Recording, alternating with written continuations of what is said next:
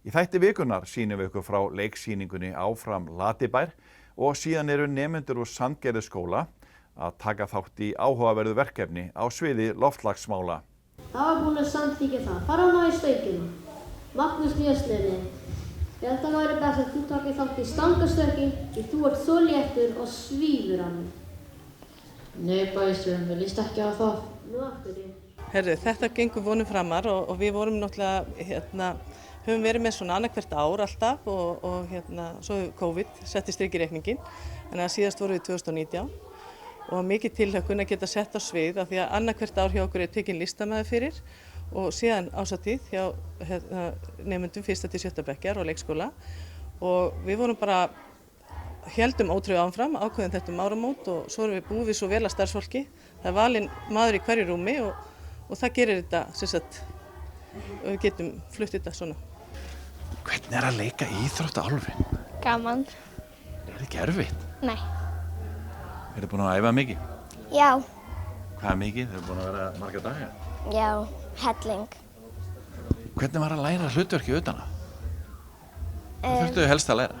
Við þurftum að helst að læra textan og við náttúrulega vorum að búa til okkar eigin dans.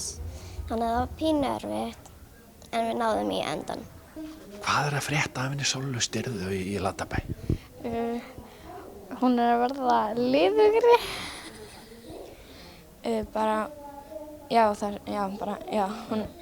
Hún þurfti að verða miklu liður, eða ekki? Já. Hún er að gera æfingar, eða ekki? Já, hún er að gera mjög miklar æfingar. Já. Og hvernig gengur það? Bara vel, í endanum kemst hún splitt. Já. Torfi, hvernig er að leika löggu í Latabæ? Frábært. Hvað er það að gera? Stoppa þjófa, við tölum við Eyrún, gefum henni pening og svo tökum við viðtal við bæjarstjórann og eitthvað í leikurinu.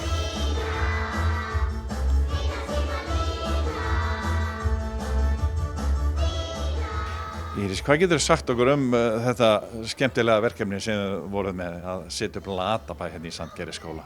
Þetta er bara örugglega eitt af skemmtilegasta sem við gerum hér, að setja upp svona stóra sýningu. Þetta er svo gott og skemmtilegt tækifæri fyrir krakkana til að koma og fá að vera á sviði, kannski eitthvað sem þau hafa aldrei gert áður og bara hefðu ekki getað ímyndað sér að þau myndu nokkuð tíma að gera.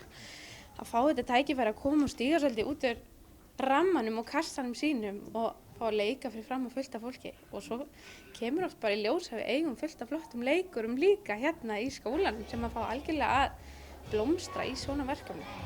Leyndir hæfileikar koma þarna fram? Algjörlega. Hvernig gekk svona æfingaferðilega? Þetta er ansi mikil sýning, margir að taka þátt og annað. Var þetta flókið? Já, þetta var rosalega stórt verkefni.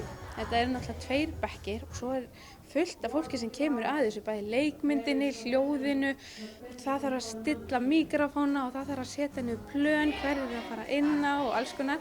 Og þetta er mun stærra verkefni en ég hef bara nokkuð tíma að geta ímyndað mér. Ég var svolítið svona, ég var að fara að sofa á kvöldin, þá var ég ennþá að stilla af einhverja leikara og fara yfir atriðin í huganum og svo eru allir sönglandi lögin á göngunum, þannig að þetta er alveg heill skóli sem að tekur þátt í þessu þó þetta sé bara 2 bekkir sem eru að leika. Þetta verkefni tengist hlýnun jarðar og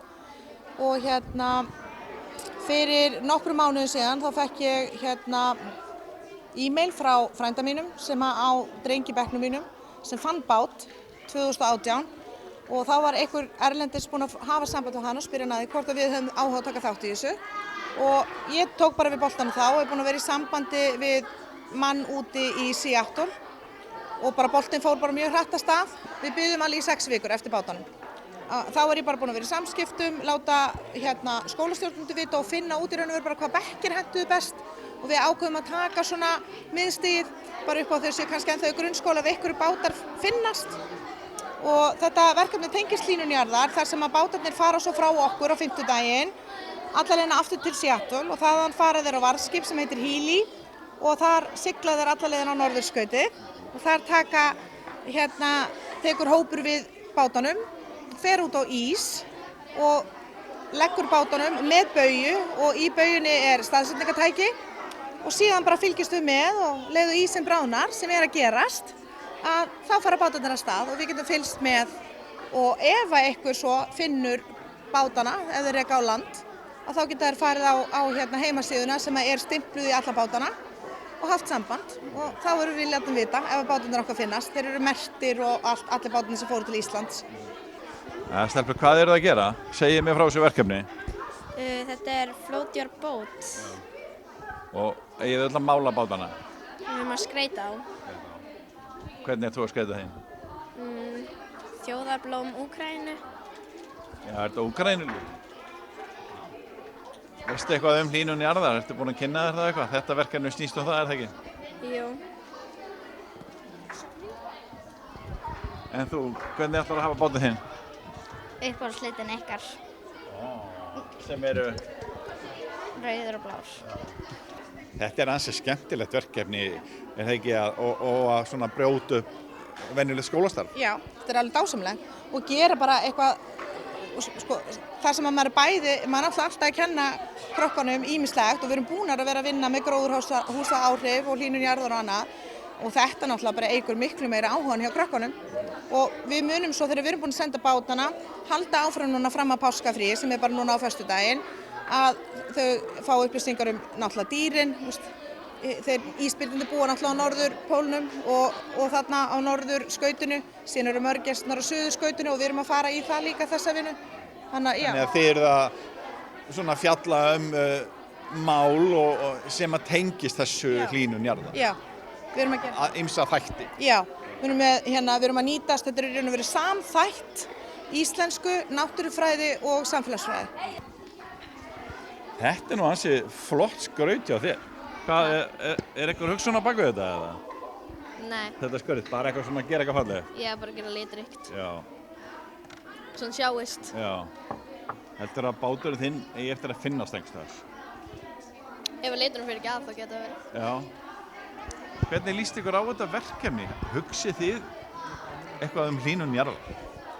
Já, mér líst vel á þetta verkefni út af þá sé maður bara hversu fljótt þetta bráðnar líka og já, maður sér bara líka mjög mikið hvernig heimurum virkar með þessu verkefni út af, já, maður getur takið eftir hversu fljótt þetta bráðnar og hvert þetta fer, hvernig sjórinn er.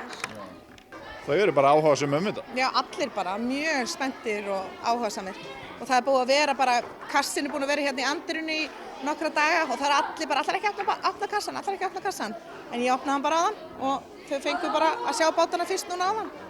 Það verður spennandi að fylgjast með þessu á næstu árum, hvort að það finnist einhver bátur hérna.